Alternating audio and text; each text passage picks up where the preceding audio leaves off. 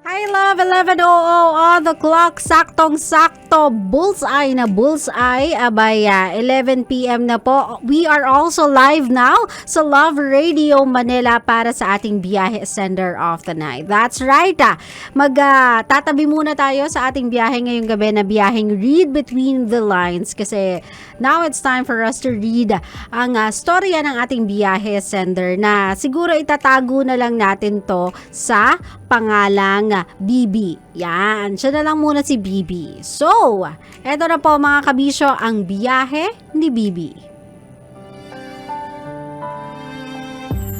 Hi DJ Lala, please hide my identity. Pa-advise naman po, may partner ako and almost 9 months na po kami. Nung nasa first to third months namin, okay naman. Sobrang bait niya and yes, grabe yung respeto niya. Sobrang taas talaga. Hanggang sa dumating yung time na parang lost na lang lahat. Every time na magvi-video call kami, 90%, excuse me for the term, I'm gonna read it as is, jacks lang ginagawa niya. Tapos yung 10% usap namin. Pinipilit niya akong mag-send ng pic or magpakita ng private part ko habang nagvi-video call kami. And when I refuse to do so, totoyoin siya at nagagalit. Wala pang nangyayari sa amin kasi ayoko nga.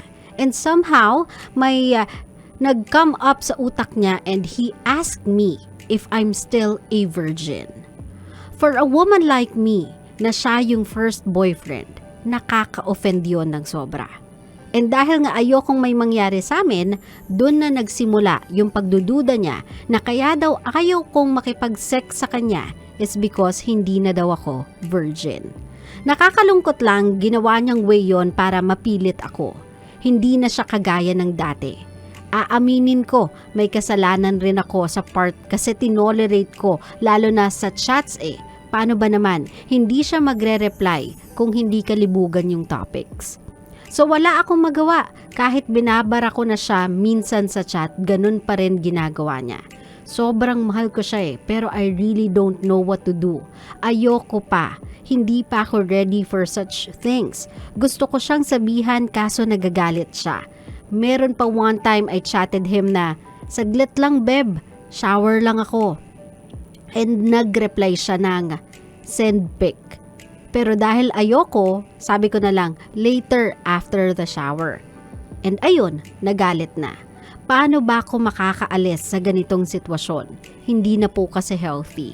I think he don't love me na. It's just for lust. But I really, really do love him. Ano po ba ang gagawin ko?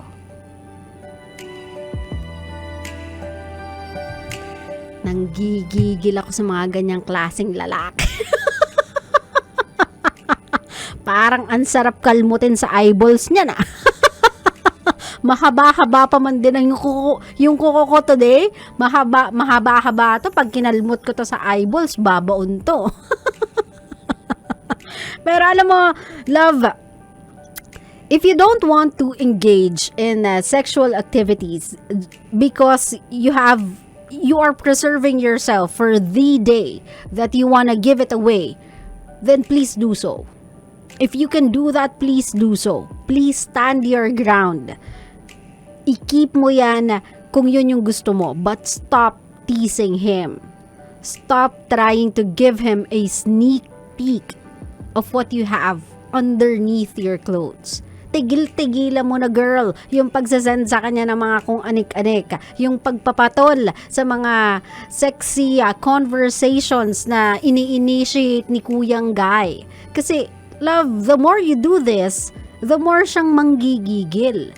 The more niyang iniisip na ayaw mo lang gawin yung act, but basically, you guys are doing it in words. So lalo lang siyang natitempt, lalo lang siyang lalo mo lang siyang ina-allure, lalo mo lang siyang tinutokso. I'm not saying na ikaw pa yung may mali dito, but admittedly mo naman na somehow the reason as to why this is as severe as it is today is because napagbigyan mo siya nung una. So, my love, stop it right there. Wag mo na siyang bigyan, wag mo na siyang pagbigyan, wag mo na siyang itis pa even more. Kasi para kang forbidden fruit eh. The more kang ipinagbabawal, the more kanyang ginugusto. Basically, mag-agree naman tayo to one thing. Yung boyfriend mo, aside sa malibog, ay asshole. Sorry, I don't have any term for that than that. That's the perfect description of your boyfriend. 'Di ba? Porket hindi mo lang kaya ibigay yung katawan mo, porket hindi mo lang kaya ibigay yung tawag ng laman niya, ganyan yung gagawin niyang treatment sa'yo. Hindi niya ba yun kaya i-cure mag-isa? I know a lot of guys, they can cure it by themselves. They don't have to cheat. They didn't have to cheat. 'Di ba? Bakit kailangan siya may kumamot ng kakatihan niya? 'Di ba? Hindi naman dapat eh. It's very uncalled for. It's very disrespectful. And tama ka. It's not a sign of love. It's not a sign of it's not a good becoming of a person na nagsasabing mahal ka nila unconditionally. No. Their love is with condition, obviously. Yung pagmamahal niya sa'yo ay nakabase sa isang kondisyon. Kung ibibigay mo yung sarili mo. But please stand your ground. Do not let him have it. No matter how much you think you love this guy. I think the reason as to why you want this guy is because you are painting a picture of him in your head. A picture ng kung paano kayo nagsimula. Sabi ko nga sa inyo, love whenever a relationship starts, guaranteed, first 6 months ng relationship, they will put their best foot forward. Lahat ng gusto mong makita in a guy, lahat ng sa tingin mo ideal in the guy, they will put their best foot forward kasi ganun ka din, love. Kasi ganun din tayo mga babae, of course. Sa first few na months ng relationships, of course tayo mga babae, giyang na giyang tayo mag-ayos. O diba? Prim and proper tayong gumalaw. Kung tumawa tayo, hihihi, ganon. Pa-sweet, hindi ganito. So, pa-sweet pa tayo tumawa. So, tayo din kasi we are putting our best foot forward sa mga first onset ng relationship or sa mga first few months of the relationship. Ganun din sila. So, do not expect na kung sino yung nakilala mo sa first few months na yon ng relationship ninyo, that will be the guy that you'll be with for a very long time. You'll start to know the real person that you are about to commit yourself to or you're committing na pala yourself to. Siguro mga 6 months forward. And this is it. This is the actual guy that you were attracted to. So tell me, love, despite what he is showing you right now, i-minus mo in your head yung the guy you are picturing sa first few months ng relationship ninyo. Ngayon kita tatanungin, mahal mo ba? Kasi kung mahal mo, tanggap mo. Tanggap mo ba yan? Kaya mo bang lunokin to? Kaya mo bang panindigan yung ganitong klaseng karelasyon? Kaya mo bang tiisin yung lalaking ganito na wala na lang ibang bukang bibig kung hindi yon? Yung the deed itself, yung ultimate, sabihin na natin, ultimate bonding experience sa isang relationship? Kaya mo bang tiisin yon na ito lang yung klase ng conversation na meron kayo?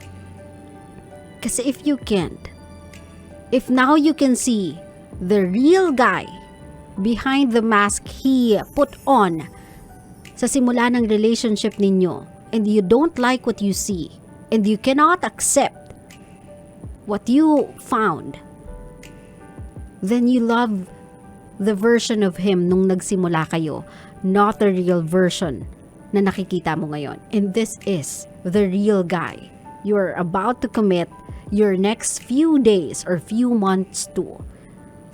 So, BB, think again. Kasi he will never stop. And worse, kung hindi niya yan makuha sa'yo, he'll get it from other people.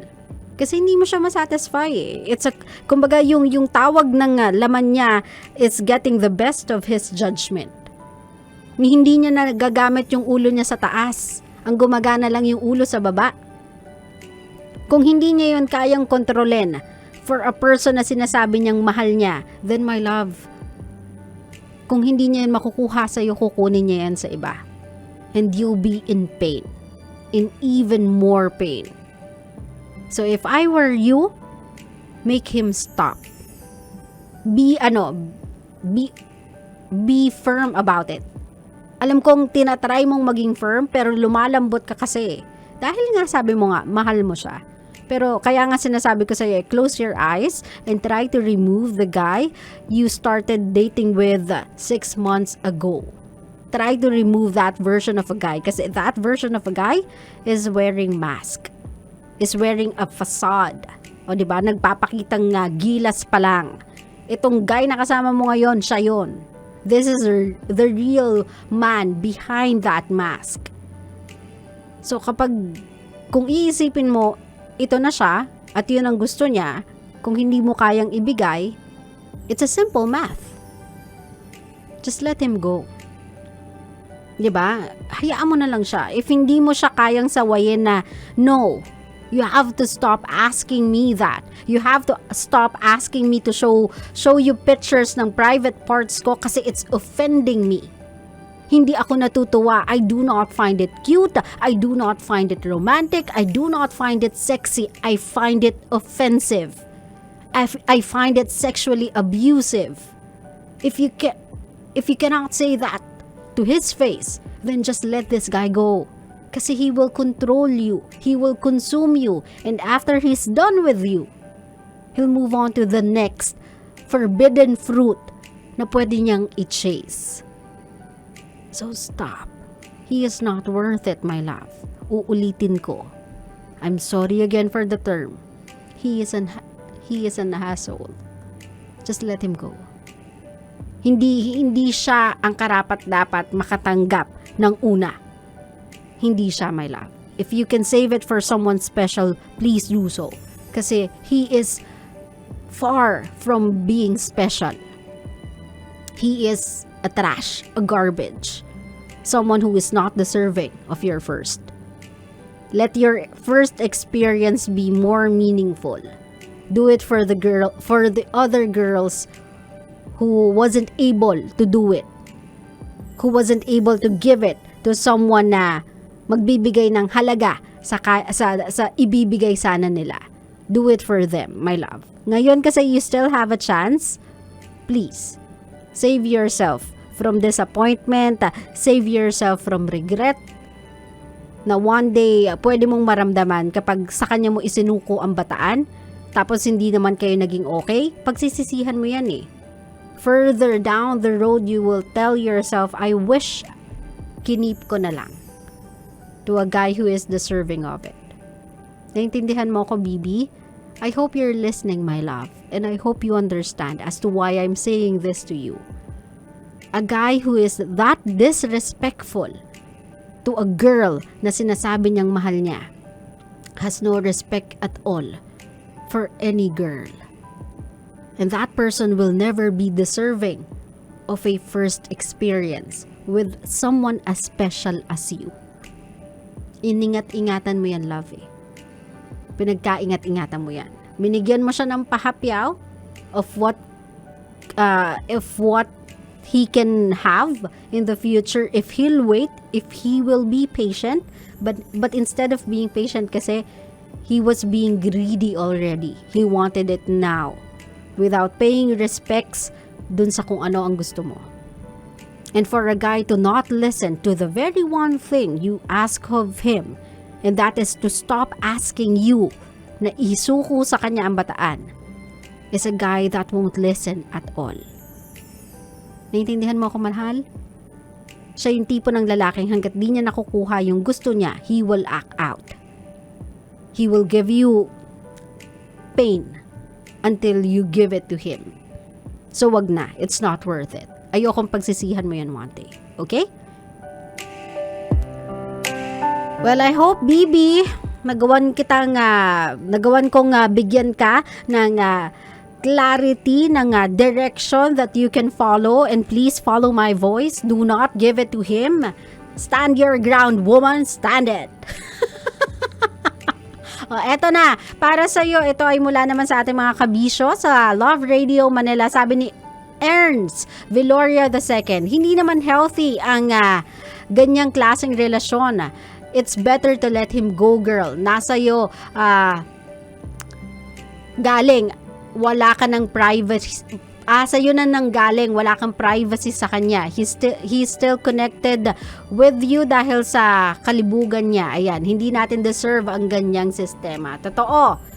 Sabi naman dito ni Francis Rillo Raza, makipaghiwalay ka na kasi hindi ka totoong mahal ni Guy. Totoo. Sabi naman ni Christine Marie Lozada, don't send sensitive pics or video. Mahirap na. Baka may gawin pang iba. Totoo. Girls, if you are listening to me, this one na sinabi ni Christine is very much true. Please, never send or have an exchange of sexy photos with your man. Sabihin mo sa lalaki or sabihin mo dyan sa boyfriend mo, please respect me enough to not allow me upload any of my sensitive parts on the internet. Kasi baka pag yan na-hack, my love, instant yan. Instant kalat yan. Lalong-lalo na mukhang hindi pa naman talaga mapagkakatiwalaan yung boyfriend mo. Sabi naman ni Daniel Yap, tama, hindi ka mahal ni kuya. If he truly loves you, then he would not treat you that way.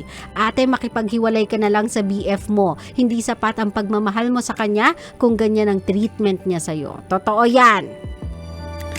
Nako, sabi ni Cesar Anastasio, binabastos ka ng sobra, dapat ipagulpe to the max. O, kalma. Kalma. Kalmahan mo lang, Cesar. O, diba? Kalmahan mo lang. Ayan na, galing yan. Bibi sa ating mga listeners and viewers ng Facebook Live natin. Ngayong Thursday evening na ito. Sana napakinggan mo yan. That's just some of their point of view. Now, all the rest is up to you. Ayan. Kami naman ay suggestion, advice, guidance lang ang kayang ibigay sa'yo. The decision will always be yours, my love. But I hope you'll choose the right decision. Okay? Love Radio.